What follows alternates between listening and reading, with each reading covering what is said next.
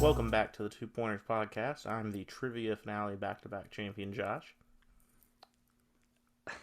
I don't even want to say my name. That's such a gut blow just to start this after such a good week for us, dude. YouTube content live, mock draft went live, big boards went live, and then you're like, You can watch our trivia finale went live. Yeah. All right, how can you gut punch me twice? And now I'm like, all right, how do I recover? Apparently, I'm gonna have to recover by talking about your head coach leaving and Kyrie Irving and Christian Wood. This is all right. We're done. This show's going downhill. This show is going downhill really quickly already. All right. Well, welcome back to the Two Pointers Podcast. If he didn't say it, what a weird way to end the season, and then all of a sudden, Josh and I go, "It's very chippy, very chippy start to this." Right? Yeah. No, it'll only get better from here with these topics. Wow. My problem is the season. We were like, how do we put this beautiful bow on it? Because it'll end Sunday regardless. You know, it would have ended yesterday. Recording this on the 20th, Monday, but as you're hearing this, the draft is one day away. Our big boards are live, like I said. The mock draft is live with Tyler. YouTube is up. I mean, you guys are getting all this stuff. It's free, by the way, all of it. Subscribe, like, comment, everything you can. But, like, we were like, how do we put this beautiful bow on the end of the 75th anniversary season? We're going to do that by talking about the finals and all the credit that needs to go around. And then we're like, well, what are we going to talk about, the couple days before the draft that's not draft related? We have nothing else to do. And then all of a sudden, Kenny Atkinson doesn't take the Hornets job. Kyrie Irving apparently assessing for agency. And Christian Wood finally gets moved. Shout out to James Piercy. And it actually went to the team that he talked about. So I'm going to give him fair credit for that later. But, yeah, where do we – let's just begin on the positive note, I guess, unless you're a Celtics fan. If you're here from Boston, we apologize. If you're Caleb, who definitely isn't watching this because – well. Poor guy. Yeah. Anyway, I don't really know how. I don't have any questions. I don't have any notes for any of this finals recap stuff. I really enjoyed the finals. I just wanted to come out here and just say that I did really enjoy it. I'm assuming you felt the same way. So was there anything that you watched in Game 5 and Game 6? That would have been, well, we talked about, I guess, after Game 5. Game 6 was the only game we haven't talked about in front of a microphone. I don't want to say anything about takeaways. I don't want to say anything about questions, anything that you learned, anything like that. Is there something when you watched Game 6 that you had to come on to a microphone a couple of days later and go, that's what I had to say about it? It was more of the same, honestly. Felt the same way. Yeah, Golden State couldn't miss.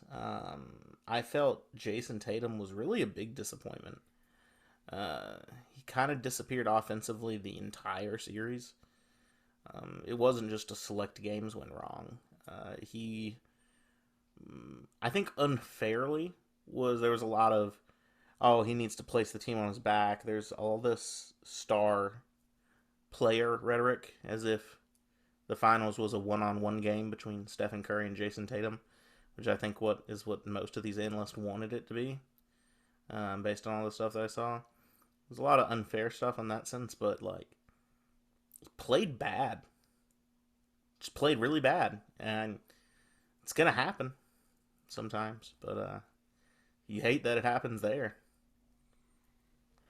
So this is in no way me making an excuse for Jason Tatum, but I do think it's important to note that Tatum had the second most minutes, and don't lose me here for a second because this is a mouthful of a statistic that really opened my eyes to.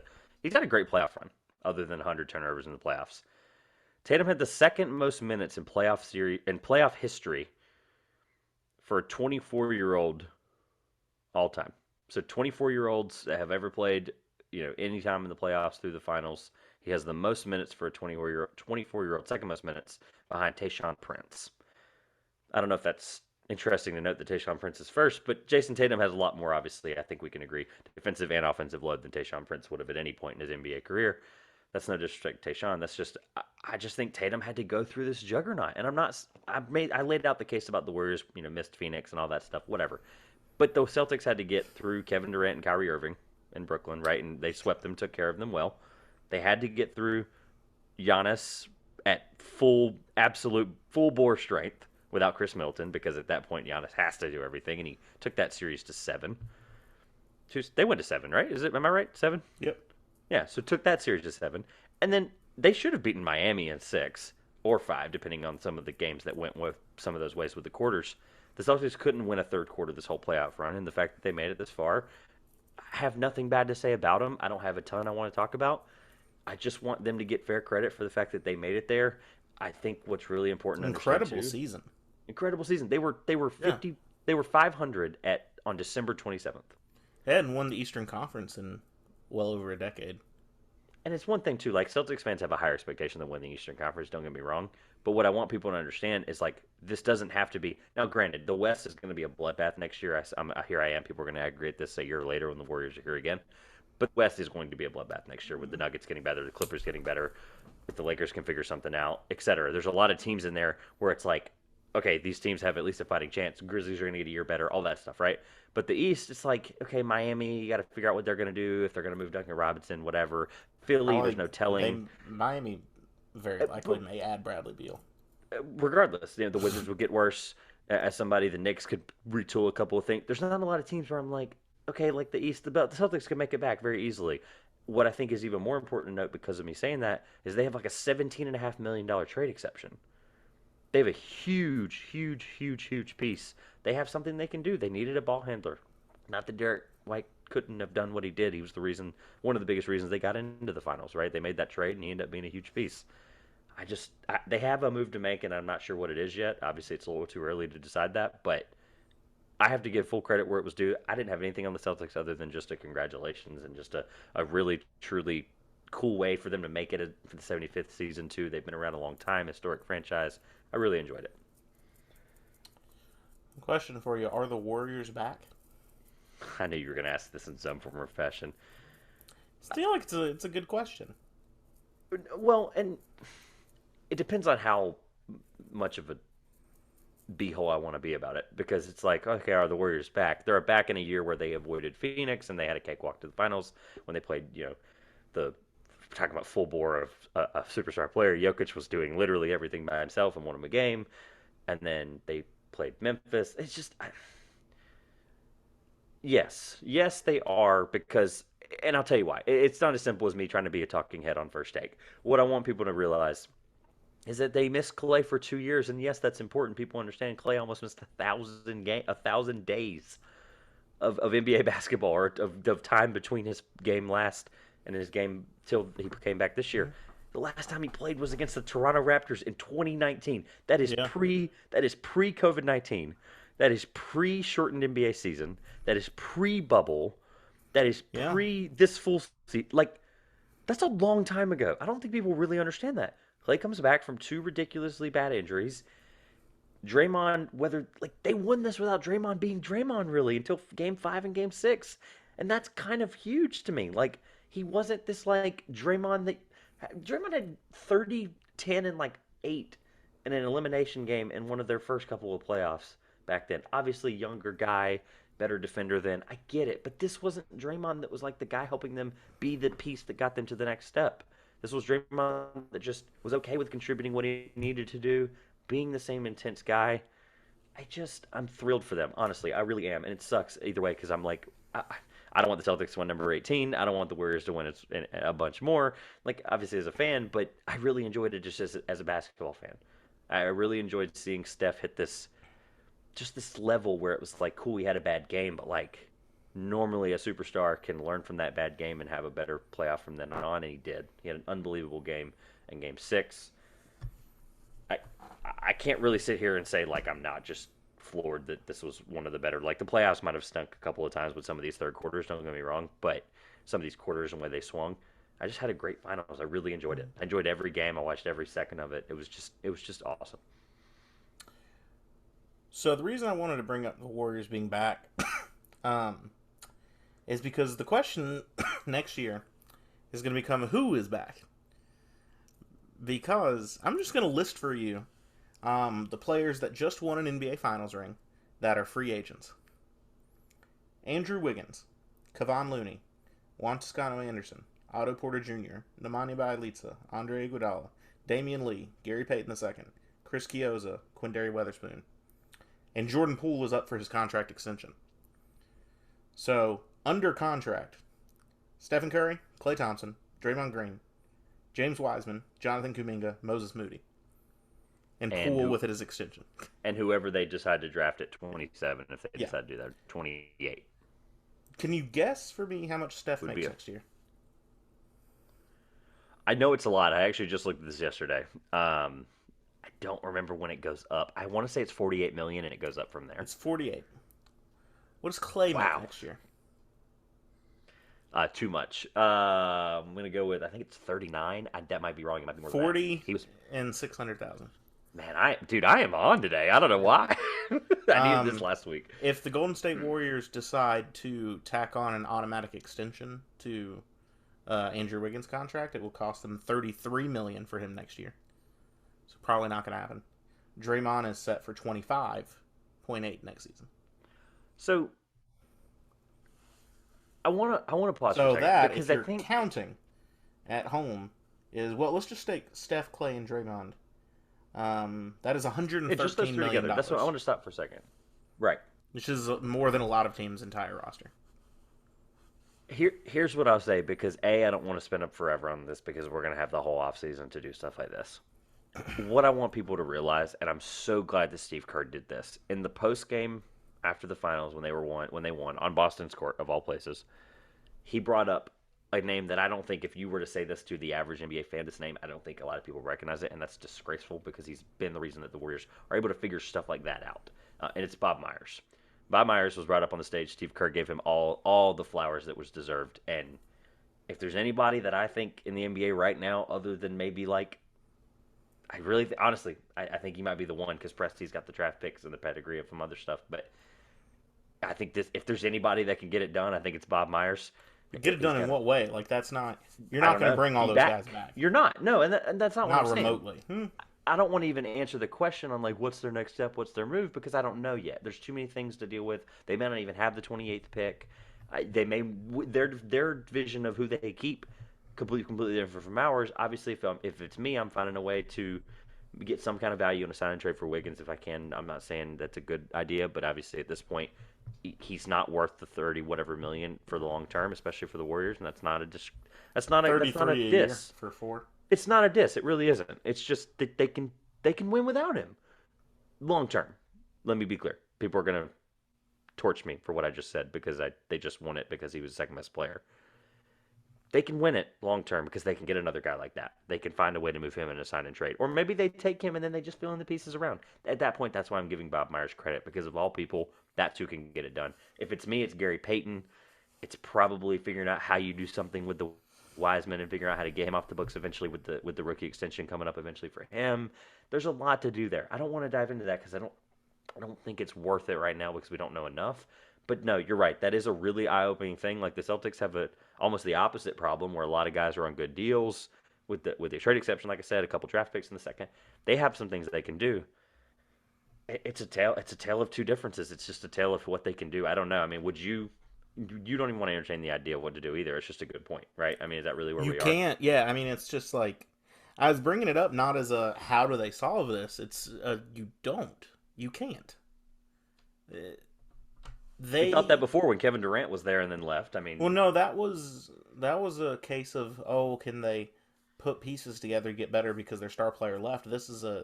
They can't run the same team back again. They are going to have to rebuild the team basically from scratch once more. Yeah. Because, like, the decision comes down to, you're going to have to choose between Wiggins and Poole this year. You can't give them both big money, but they're both going to want it. Can I give them neither money? You could give neither of them money. Yeah. That might be a way to fix it. It's going to be a choice between the two of them. But then it's also like, that's considering, then maybe you can bring Kevon Looney back, because the consideration is Kevon Looney's not going to stay. He's walking because he's getting more. So then you lose your big man that was the massive contributor to get you through the regular season to have a good record. But I think people overlook, like, the players that are logging in these important minutes through the regular season and being that feature on the offensive board over the time. Maybe Wiseman's healthy, and they can do it through him. But Looney's not coming back. They can do whatever they want with the big man position. I'm really not sold that that's going to be the difference for me. For me, it's figuring out Jordan Pole's a horrible defender. That's a problem, and Andrew Wiggins is not. So I think at that point, if you're picking straws between those two and then figuring out the rest, I think you take Wiggins. This is not what I wanted this to turn into, but like Tyler laid out a great case on Saturday's mock with Christian Koloko or Walker Kessler. Koloko more likely because of the athleticism, but he's a great Wiseman insurance. He's a super cheap contract. You'd have him at 28, stuff like that. They have things that they can do. I agree with you though. I think it's they're kind of on this verge where like they can't just tear it down because they're defending champs. Like they have to find a way. Well, They there's can no be tearing it down. There's just it's the well, if pieces you are going to walk away. Like there's if you walk away with everything, the that is NBA great. has a salary Bring it cap. in You there. can't pay the Yeah, guys because you've committed all of the money to your 3 stars, like you should. But because you're paying about 90 million each season going forward to Stephen Curry and Klay Thompson, you were locked in to those two, and then you gotta get whoever's gonna go for low money to place around them. and the loyalty of paying those guys like that, Mhm. whatever, right? Like Bob I'm not Myers saying it's a deserved to bad do decision, that. No, it's not. but At bare minimum, it got him 2 titles with those three as the helm. So I can't be disappointed if I'm A, Bob Myers, B, I can't remember the name of the Warriors owner right now, and Lacob. C, thank you, and then C, Warriors fans. Like I want people to understand too. Like this offseason is going to be the free agency. I think is going to get forgotten about for a little while because the draft's coming up in 3 days. Well, 3 days from now, but one day from when you hear this. It's important to note like this offseason is going to be really, really weird. With Crazy. like there's like I I think it's think gonna people be need to outrageous. from 18 million down, it's going to be really good. And I think people need to understand that. Like example, PJ Tucker just declined his player option today for Miami. He's Hmm. going to test free agency. Who's the perfect piece for them as a defender and just in the playoffs next year? PJ Tucker. I don't think the Bucks are going to pay Bobby Portis, who's a great player for the Warriors. Bobby Portis. That's a great piece. Like they also we're ruling out the trades thing. I wanted to end with this when it comes to like the piece with the money and stuff. I'm glad you brought it up. I didn't think to I didn't think to mention this when I gave Andrew Wiggins his props the other day. But obviously, I mentioned the minutes thing with Tatum and yada yada yada, right? Like Tatum was tired. Wiggins was a huge part of his struggle. Hmm. Kevin Durant's going to get dragged through the mud because anything when the Warriors succeed when Kevin Durant's not there. I mean, it's not a joke. I hate to be the guy to mention it, but that's what it is. But Warriors fans should be really thankful because Kevin Durant didn't have to leave for nothing or something. They did the signing trade with D'Angelo Russell. People forget that. That's the whole Yeah. reason they have Andrew Wiggins. And it's not KD doing that per se, but I'm saying he could have been like, no, screw you guys. I'm leaving. I'm walking. I'm not telling you anything. We're not doing this. Da-da. He probably gave them a heads up, and they probably worked out a sign and trade. That's obviously where we are in the NBA offseasons now with sign and trades. But at the end of the A day, lot of times the signing trades are because, and I think this is probably true, the Nets couldn't build take the on more. super team without moving Russell. So Right, it was a 100%. sign and trade out of necessity for Brooklyn. Right. And it's just, I'm making the joke that KD should be, almost winking from the sideline, being like, "You're welcome. I got you the piece that got you Andrew Wiggins." What I just wanted to make that because I thought it was a great point from I saw it the other day. What I actually wanted to end with, you do not have to answer this because I've done this with you long enough now, almost 2 years coming up our anniversary. As crazy as that sounds here, I'm gonna say this, and then you can respond accordingly. Um, I have not sat down, and this is one of my off-season projects. I'll just spoil this for the listeners. One of my off-season projects is to sit down and to do my pyramid, my hierarchy of all-time players. It's 75 seasons. I've got 75 players. I didn't actually do it when we had the 75 list come out because we didn't. There wasn't a way for us to do it for the podcast that made sense and whatever. Right? I knew this year was going to matter in terms of some of those legacies. I had a conversation with somebody the other day, and it opened my eyes. But as of right now, I have Steph at 10 all-time. It's abundantly clear to me that right now, based on everything we know about Steph and everything we know about some guys that I had around him, I have him at 10. And basically, for those that are sitting here wondering, well, why does that matter? He passed Akeem for me. Now, I haven't sat down and fully made the hierarchy and the tiers. This very well could change. But as of right now, when I watched that finals and I went, he won a finals MVP. He just won his fourth, 2 MVPs, changed the shape of the league and how it's played. Score, best 3-point shooter we've ever seen in our entire lives that probably will ever see. The amount of points he'll end up with, the amount of assists he'll end up with, the amount of steals he'll end up with, all this stuff together. I don't know. I had this like hierarchy moment the other night, and I just put him in, and I couldn't believe it. But that's where I have him right this moment. Cool. I see. I knew you were gonna do this crap. I knew you were gonna be like, yeah, I don't know. I haven't done my list. Whatever. I don't do that. But Caleb had him at No, I 10 have a good idea of finals. where I'd put him. I'm just not going to say it. Okay. I would love to hear it post, you spending 2 months without full NBA and college basketball content. Because that's what's going to happen. We're going to get bored from like August 10th to like Ask me where Steph ranks all September time when he 25th. retires. Yeah. See, for those that are new here, Josh is the let me do this when the guys retire, but there's always going to be guys coming up and being better as they go and where they end up and yada, yada, yada. I'm not having the KD What? and Steph stuff. You like basically only want to debate if these guys are retired. Like, it sucks because, like, I don't know where I I'm get going it. to... Because Right people aren't now, going he's to the like 10th where best I player put all him time. right now. Where is that? What do you have to lose by saying that right now? Honestly, because it can change. There's nothing wrong with that. What are we We've got basing it on? footage. Like, I You're, hate you're these what you questions. what you base it on is totally up to you. I don't care. But right now, based on everything in terms of, I look at a couple different. I'll just give you mine. I look at obviously accomplishments as a player, and I'm not like I can give you a percentage breakdown later. It's not a big deal. But impact as a player, or sorry, achievements first or in general. Achievements is what I think of, right? Which would be statistics and like points and where they rank and all this. I look at championships, which is part of the achievements. They kind of go hand in hand.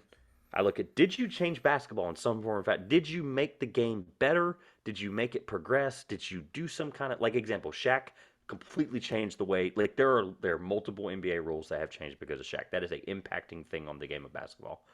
Steph, same thing, stuff like that, right? Hakeem even had a couple of those moments. And then I look at, like, just pure talent and how I evaluate it, just like I would the draft. And I go, is this guy good at this, or how would he rank it based on all those things coming together? Kind of like a pie chart. For me, just because of, like, I'm not saying he's like more talented than Akeem. Akeem's one of the most talented players of all time. But based on everything he won, he has 2 more championships. He has 2 more MVPs, or 1 more MVP, excuse me. He's going to end up having way more points. He's going to end up having way more assists. Obviously, the assists aren't going to be See, a big it's deal like there. Yeah. that's all projections and conjecture. He's gonna end up. Well, He's I think gonna. he's only like 4 spots behind him right now in points without looking. I think he's really close, and he'll pass him eventually. Is my point. And for me too, Could like, it's retire the tomorrow. that's great. And if he does, then I'll probably still have him at 10 because he's got more championships and he's a better player, better shooter, whatever. For me, it's right now based on everything we know. I'm not projecting a ton, is my point. I'm not projecting a ton with Steph. Like, we know what we know right now, and it would really drastically. Like, would it change for you if he won a fifth one? Probably not, right? I don't base stuff as much Right. on how many titles a guy won. Exactly. Because So if then we're this should be doing even that, easier. then my best players are. You got Bill Russell, then you got all these other guys Whatever. that played with Bill Whatever. Russell. Whatever. That all have 11 championships. They matter in a total package of a player like him. But my point is, if that I mean, if we're doing titles, I mean, put Scottie Pippen ahead of Steph Curry. He's got 6. that's not what I'm saying. You know that's not what I'm saying. You're just The trying to Hall avoid of the Famer. question. He's big time right now. What I'm trying to get you to understand is that should make your decision easier if you base it less on titles.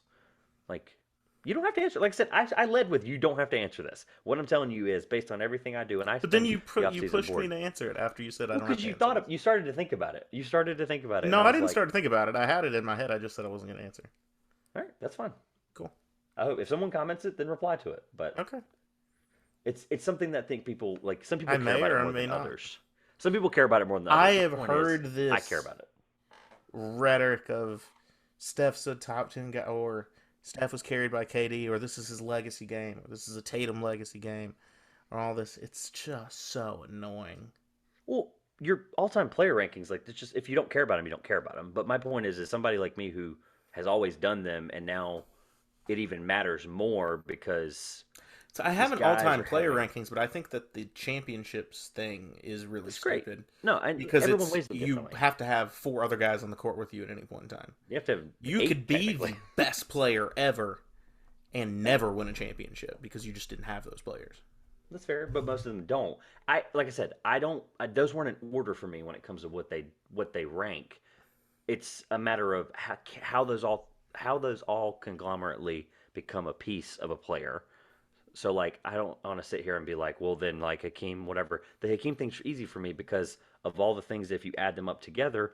And by the way, right now Hakeem's 12th. That's not that crazy. He was a top 10, 11, 12, 13, whatever guy. Like, he's not drastically moving. The point is Steph, for me, I want to, A, appreciate what we're watching, and B, some people just care about these rankings more than others, and I've always done them. And for me, as a guy's play, like I don't have to wait till they retire. Or I don't have to wait for this to happen or whatever. We're seeing what we're seeing now, and like Magic Johnson played 11 years, and people have him in the top 5. Stuff like that has to matter eventually. Where it's like Steph's having this run in this moment where,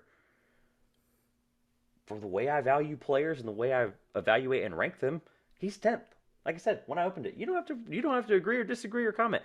I just want that to be out there because that very well could change tomorrow. But as of right this moment, on June 20th, not 2 days after the finals, because technically they ended whatever day Game 6 was. Technically they ended yesterday. But I have him right there, and I'm comfortable with that, and I'm happy to have those debates with people because I think it's just part of the fun with the fact that we're stuck with nothing from August 10th to like August, September, whatever, right? We have that moment where there's nothing to talk about, and people start to look at that stuff. They have time. So I'm good with ending the finals recap because at the end of the day, people don't want to hear a Steph Curry where he is debate, but I just wanted that to be noted. So, what did we agree now on? Okay, this is fun. You should. I'll let you go right ahead. Your head coach. Your head What coach. head coach? Drafts in 3. Yeah, your head coach will and What the head drafts coach? in 3 days. 3 days from now, you will What not head have coach? a head coach. Drafting without. There is no head coach. Yeah. You have something prepared for this? Like it seems like you just want to just be in pity. I don't know. Okay, I'll ask this: are you more mad at Woj, or are you more mad that it happened? He found out from Woj. He found out from Woj's tweet. He had no clue that he had gotten the job. Like that's a problem. What? You didn't hear that? I thought that's what you were. I thought that's what you were frustrated about. He heard it came out that he apparently had not found out at that point, and he had found What are you out from talking Woj's about? tweet. Kenny Atkinson. We're talking about Kenny Atkinson, who's no longer the head coach of the Hornets. 24 hours later, like, did you not see that?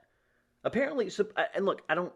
Supposedly, he found out. I from saw Woj's that the tweet. Hornets didn't find out that Atkinson wasn't taking the job until Woj's tweet.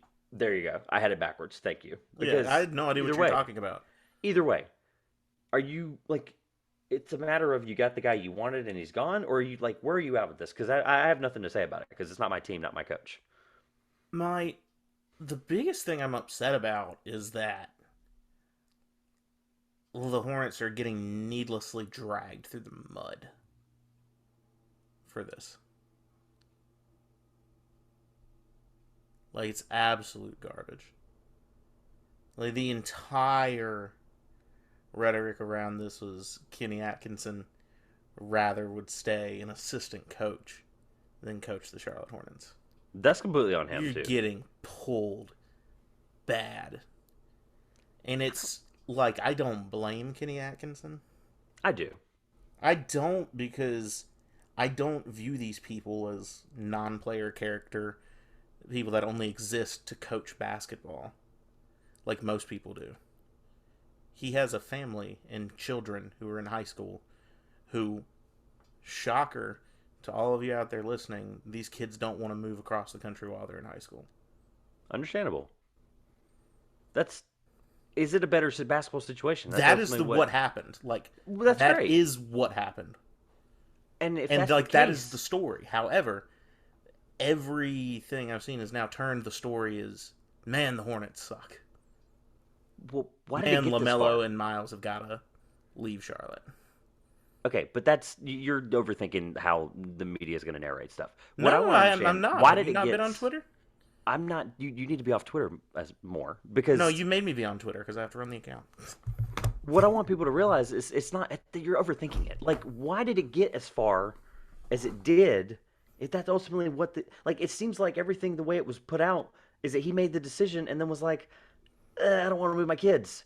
Cool, don't accept a freaking head coaching job. Don't take the job and don't put these people through this situation where they're non-player, whatever you said, NPCs. Like, don't put the process through. You don't need the head coaching experience or the interview experience. Like, I'm not looking at him any less for this, but what I want people to realize is, like, why waste an entire owner, GM, and franchises as a whole time? He wasted their time. They're now head coachless. And I told you I didn't care about this, and here I am talking about it. I don't care about this, but like at the same time, we're 3 days from the NBA draft. Your team doesn't have a head coach to contribute to picking at the 13th overall pick and the 15th overall pick, and potentially higher or further back because you got a bigger player. So now I have no idea what's happening because at this point, do they pick 13 and 15 without knowing the head coach? Or do they make a move being like, hope the head coach likes Rudy Gobert, hope the head coach likes that style of system and fit and defense, like, or hope this guy likes Miles Turner? It's like, for me, yes, I don't want people to like understand, like, you got to like not let the stupid internet get to you. I want to understand why he put these people through the process and then was like, the Warriors just want to win a title. He must think something's going to work out with that cap situation we just talked about in the segment before. Because Mike Brown was like, I'll take Sacramento. Mike Brown hasn't head coached in 6 years. And he was like, yeah, Sacramento works. No, because Kenny Atkinson doesn't want to move his family. That's fine. Don't interview for a head coaching I agree. position 3,800 miles away. You should have figured that out a long time ago. Thank you. That's what I'm saying. Like, don't let the Twitter crap about the Bridges and Lamelo, like, that's going to happen with any franchise of any time. You're just going to see it more because you're just going to see it more. They aren't going anywhere. They're going to give Miles Bridges 100 and whatever Michael Porter Jr. got plus some. Apparently, maybe not. I mean, they're going to give him. I will go on record right this moment. They are giving him at least what Michael Porter Jr. got, which James was is saying we might not. Million. That's great. And that would be, at that point, I would tear your franchise to shred because I'm not a fan. I have nothing to lose. $185 million is what he's at least worth. Michael Porter Jr. money is what I'm referring to, who's not playing with a back injury and not worth $185 million. Let me just be clear. You have a franchise-altering talent who has 2 more years on a rookie scale deal. You have the opportunity, whatever Kenny Atkinson wants to do aside. That he was a great hire. He would have been a great hire. Now, you get Mark Jackson, it all works out great, whatever. But you're to the point now, like, and I don't want to beat a dead horse or kick you while you're down, but again, I can't stress enough, your head coach matters in a draft cycle conversation. Like, people who might be new to the NBA or new to the draft or new to conversations around this, you can't, or you can, let me be clear, you can. People did it. 3 different teams did it last year. But you shouldn't have this franchise-altering move or pick or conversation without the guy that's going to be the one making those decisions on the basketball floor. That was the whole problem with Borrego. There was miscommunication. There was discourse. There was whatever. I don't get it. I really don't. Like, we're literally having this conversation because someone didn't want to move their family. That's great. We're having this conversation basically correcting our prior conversation around the fact that you got Kenny Atkinson. No, I mean, I don't understand it. Every right to make the decision he made, but the consequences of it is that he screwed a team so hard by doing it. Has this ever happened before that you're aware of? Not in the NBA. That's a good point. Where else? Has it happened? Like, the Indianapolis Colts, it happened to them a few years ago. You should know. New England Patriots offensive coordinator Josh McDaniels. Yeah, that's right. Accepted the Colts job, and then turned down the Colts job. I don't know. I didn't expect to get this flustered about it, but I hate to ask you what's next, but like, who the heck do they get interviewed and they have to have a plan already. Like, they had to have had a plan. Well, no, because like, you can't plan for that. You're just going to call Mike D'Antoni and say, hey, you were our second choice, but you want to come coach for 2 years before you decide to retire? So you're basically you're set on the fact they're probably going to end up with D'Antoni. They're going to hire D'Antoni. Man, it's a bad decision. In hindsight, a guy who didn't want to move his thing across the country, whatever. We haven't seen him coach except for in a situation with a young team that was his roster. I laid it out with on the Swarm and Sting podcast. I laid it out. I was like, look, I mean, they had a terrible team for the longest time with when Atkinson was there, and then all of a sudden he gets like 20 games with KD and Kyrie, and he gets fired. So as much as I love him, like there also isn't before KD and Kyrie got there, he turned D'Angelo Russell into an all-star and then went to the playoffs. He did. No, and the playing Jared Allen the way he did too, that was a big deal. My point was, though, those 2 guys were basically the only good player he had for 4 years until they got there. And Karis LeVert. He made a good thing out of nothing, really. for a while. But regardless, like I don't know what he would have been like in Charlotte. We don't know that, so it's all hypothetical. At least I don't know. D'Antoni, at least D'Antoni, like him or not, championship wise, he's had a proven track record. Oh, we System know that what may his not track work. record is. We know what his system is. It's the one we've been running for the last 4 years I know, and that that we just fired a coach over. do you? I mean, I don't know. I have nothing else to say because at this point, if it's Mark Jackson, that's great. But it, I'm not hanging that up. I guess I'll say I'm not hanging that up just yet. Because if D'Antoni's second choice, that's fine. But is Michael Jordan really going to sit there and go? And Mitch Kupchak, obviously, are they really going to sit there and go? Atkinson was a total opposite. Who came from D'Antoni's system? I get it, whatever. But Kenny Atkinson's not the same coach as Mike D'Antoni. They have different styles in the way they play defense, especially. Are they really going to sit there and go, yeah, we'll just settle for the second best guy? Like that might he who might not be the second best guy. I just don't. I'm done. I don't get it. There's not a good way the story ends. Hey, look, it may end well with how they pick, but at this point, I'm more intrigued by the fact that I'll be more intrigued up until what eight draft starts at 8. First pick will be in by 8:11. I'll be more intrigued if they don't have a head coach by 8 o'clock on Thursday night than I will be with who the heck they pick or what they do with it. Because at this point, I'm not going to even care anymore because I don't know who the heck's going to be contributing to making that pick or playing that roster. Because at this point, we don't even know what the 13th and 15th picks are worth for them if they want to move up to 11 with the If they're breadcrumbs. even going to have the 13 and 15, like it's just. Yeah, the breadcrumbs are there for them to move up, but I don't care if you're moving up to get a guy that the next head coach Oh, they're doesn't play or not doesn't planning like. a move up. It's a send one out for a player. Is Right. Either way, that head coach the rumor?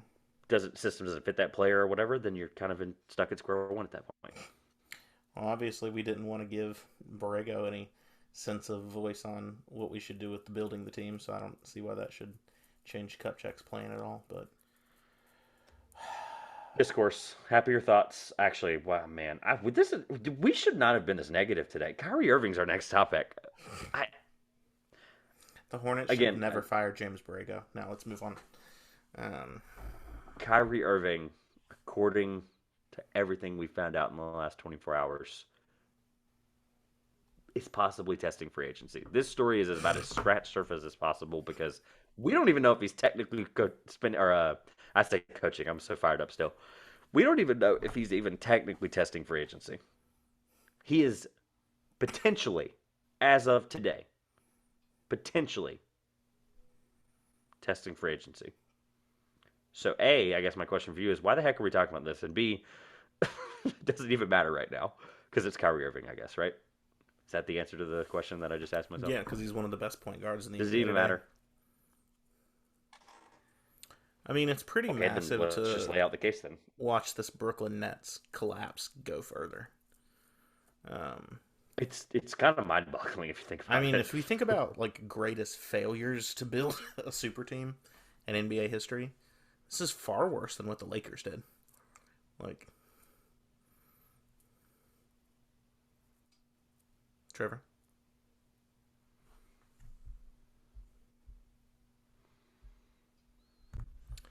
It's honestly just hilarious to watch Brooklyn continue to fall apart the way that they are. We talk about like greatest failures to build a super team.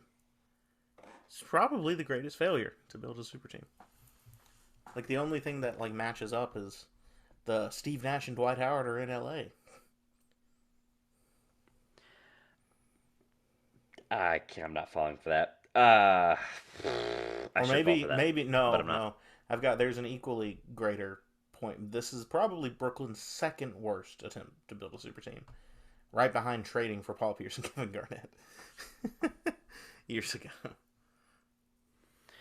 Yeah, I think they were just a casualty of just being like, cool. So who can Boston dump this crap on? And I think they were just the team In that I don't think exchange they for were our necessarily next trying to build a 9, super team. Maybe they they traded away like were. 8 years worth of draft picks for Paul Pierce and Kevin Garnett. Yeah, that's true. But did they really? Yeah, Did they really think that what he would have been at the time, 34-year-old Paul Pierce, 35-year-old Kevin Garnett, they and did. 32-year-old Joe Johnson? Yeah, they Were did. they really the answer? I mean, I don't know. That's what they thought. I guess. I don't know. I don't like I said, I don't want to sit here because apparently according to the report that it was New York and Los Angeles. I Yeah, think the no, it's Lakers were the two New York and Los Angeles are interested. potential I'm like, suitors. they're interested in every free agent. Yeah, and that's why I don't even. That's why I don't care to talk about this because A, it's at least Because worth I've noting also because we heard have it about on how record, LA and then we'll was follow up on it. inquiring about Bradley Beal and DeJounte Murray and any insert name of player here. LaMelo Ball. They're inquiring about LaMelo, apparently. Because they're the Lakers and LeBron's just asking for every player. Sorry. Yeah, at this point, no, that's fine. That's fine. Um, That's what it just I seems like again, from the media reporting of it. At least is what I'll say. oh, it is, and that's why I don't really care to talk about Kyrie. I just want to at least have this on the record and be like, cool, we talked about it. We were at least addressing the story head on. Like, I don't even have like, why are we even talking about this again? Like, I ask that question because is there something that you got out of this where you were like, well, it's a big deal. Yes, it's Kyrie Irving testing for agency, but like, what matters to him? Like, what situation is better for Kyrie Irving right now? I don't think there's many. That's an awesome question. Exactly, which is What why we matters ask to it Kyrie now and then Irving is a answer it 4 question weeks that later. No, not even. What situation makes more sense?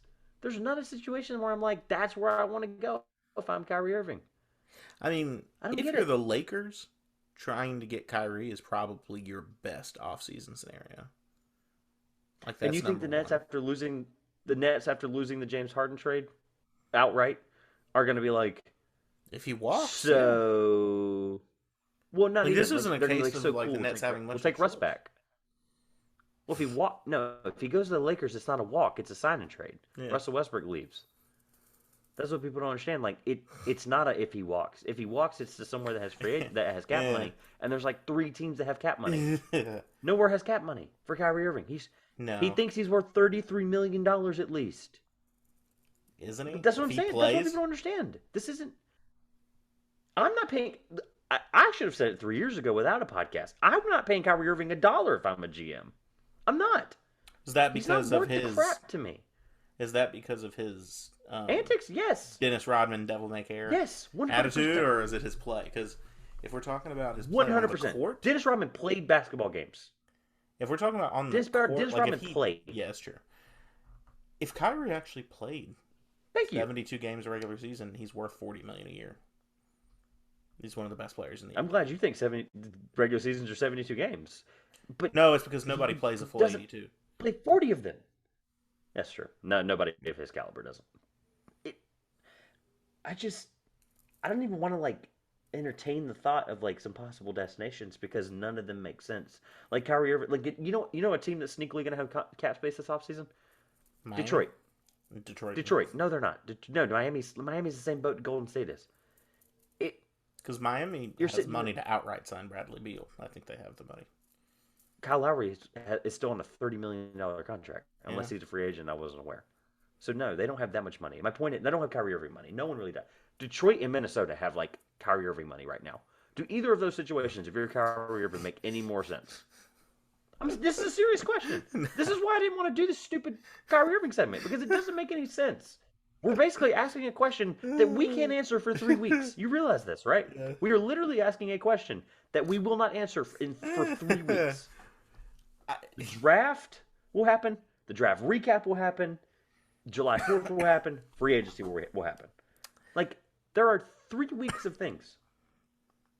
If I'm going to be honest with you, the whole reason I wanted to do this story, and shout out to Grayson. Grayson, you'll really appreciate this joke that I'm about to see of it, is I want the Kyrie to LA Lakers trade to happen just because it would mean Brooklyn is now building around their core of Russell Westbrook and Kevin Durant.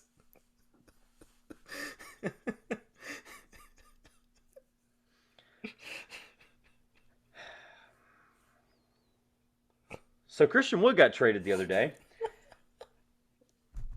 to the Mavericks What for is the happening? 26th overall pick and a bunch of role players.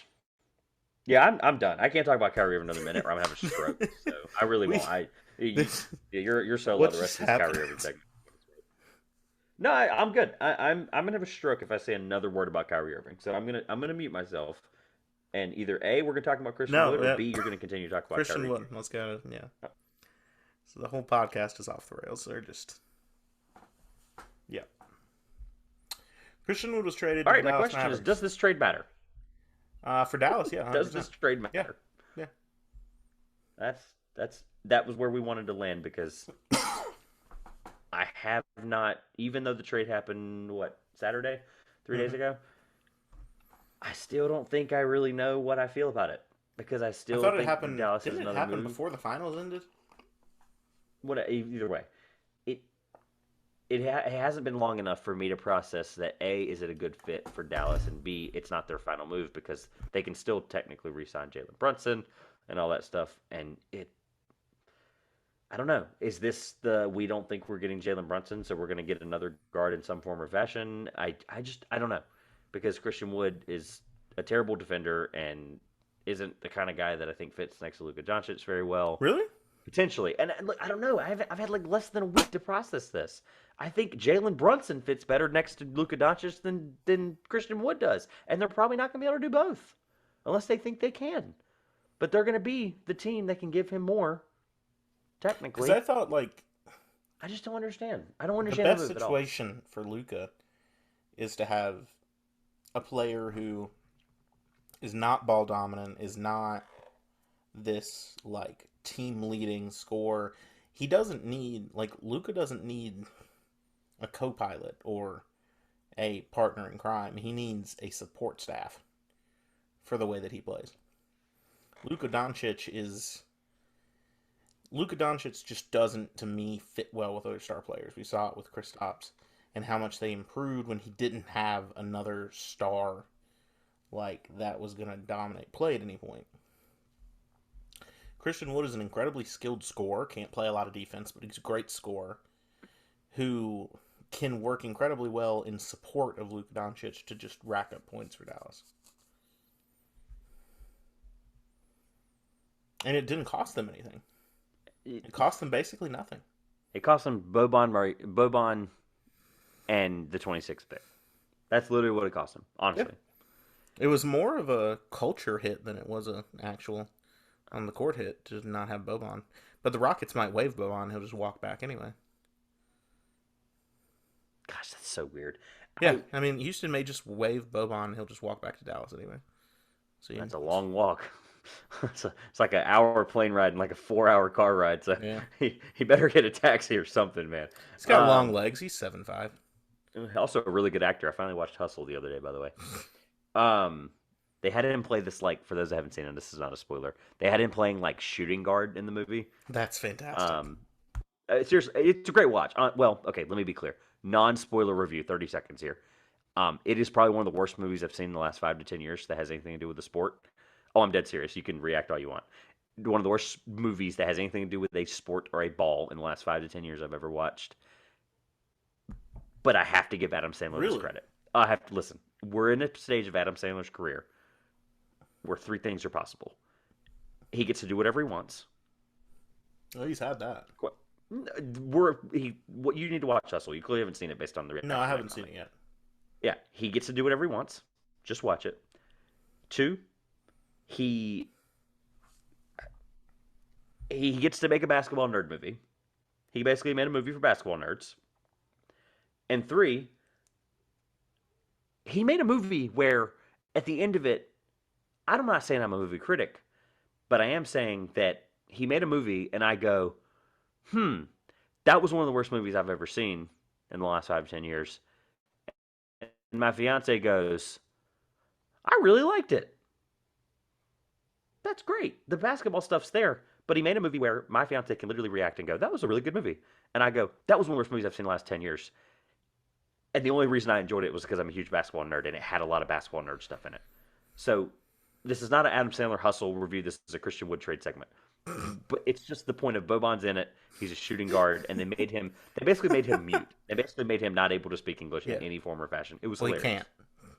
he can't. He can. His Can. English is good. Kind of. They literally didn't let him speak a single word of English, if I recall correctly. So, anyway, Christian Wood trade is where we are. This isn't a hustle review. This is a Christian Wood trade segment. It's at this show. If this show gets shout out to everybody who viewed the mock draft. It got almost 600 views in less than a week. Thank you. But if this If you're show sticking gets, around if you on made this it one, this far, thank you. please subscribe. Um, God bless. for watching my I'm in mental shambles. breakdown. Like, watching me argue with Trevor and then exasperate him over and over again. your mental breakdown. I'm talking about Kyrie Irving and Christian Wood. I don't care about either of them. I think they're both terrible bond court. Like, this is I am in agony for the last 30 minutes. And then honestly, I got more in a ruse about the Hornets trade than I ever thought I would. So I'm just At in least you have agony. a coach. We're both in agony. This is great. Maybe you guys should give us Darvin Ham. You guys don't need a coach going in the draft. We don't have picks. It was funny because you said that, and I like had to come to this realization. I'm like, that's right, we did hire Darvin Ham. Holy cow! Anyway, Christian Wood, really quick, is he worth the 26th pick in Boban? 100%, 100%. He's worth it. But you're honestly, the way I just understood what you just said prior to my Adam Sandler debacle, you're saying that he might be a better fit than Jalen Brunson? Yes. I can't fathom that. Jalen Brunson was one of the biggest reasons, if not the biggest reason, other than Luka's stellar superstar play, that they were where they were to the Western Conference Finals. Yeah, because Luka missed Jalen games. Brunson was one of the best 25. Jalen Brunson was one of the best 25 players in the playoffs, or even down the stretch of the season. He looked great when Luka wasn't on the court, which was the same issue we had with Kristaps. Okay, so I guess those games he showed out, Luka was injured. Okay. Christian Wood's not going to have that same impact. He's going to be worse than that. Yeah. Luka's going to miss games when you're running him into the ground like a racehorse. Yeah, they need that's more. What I'm saying. Now, look, this could be a null conversation if they get Jalen Brunson on a decent deal. The problem is, I think someone's going to pay him. I think he's gonna get like the Malcolm Brogdon contract, where the Pacers are like, I don't think we should have done that. He's 4 years for $26 million, and Jalen Brunson's probably it's screaming Knicks all day to me. Yeah, no. Oh, and they signed Jalen Brunson's dad as an assistant coach. Of course it is. 4 years, 26 to the Knicks. It's easy to see. How much? Huh? How much did you just say? 4 years? What? 26. What you just said. I meant 26 a year for 4 years. Yeah. Sorry. Oh my God. I thought you meant 4 years, 26 million, and I almost said it. No. I almost legitimately just had a stroke. Like, I need to check my pulse. Like, I'm not okay. I thought you meant 4 years, 26 for a second, like million, and I'm like, Because Duncan Robinson got 5 years for 85 for what it's worth. Yeah, we're gone at this point. This has been the Two Pointers Podcast. I'm Josh. I'm appalled that you think Jalen Brunson. I'm so confused. Cool. I'm gonna cut this off. We're done. Like and subscribe. Download. If you haven't already, follow us on Twitter, Instagram, Facebook, TikTok, all those things. Tell your friends. Later.